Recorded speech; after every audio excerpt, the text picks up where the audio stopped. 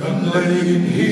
chuasanin Vanin nom chu panin Lalpan kan tana buat say Munropui kan sangan Lumay mangan mituire Aong long chu rama Ropui na nek kan ten Hun na chuan Chu mun moi le nom chu Ma gai na ina khan Lal chut theng var ma Ropui lalpa Fakin Kan saya Chun le sa rao no May ram hi kan pel hung chua K.T.P kan lawa Kan lalpa e na chua Buồn và Dawrpui chu sini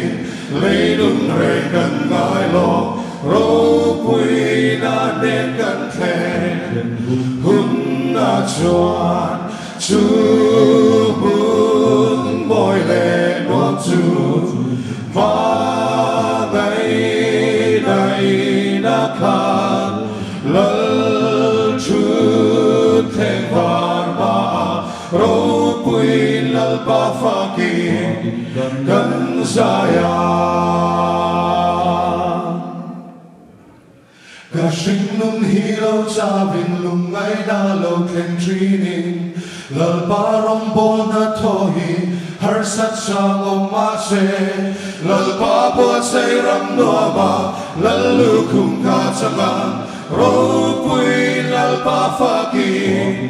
kan sayang chu mun moi le no chu ma gai na ina khan lal chu theng var ma Dawrpui lalpa Fakin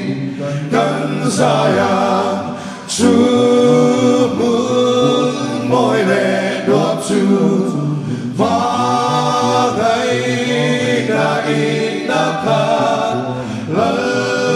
chu theng var ma Dawrpui lalpa Fakin kan saya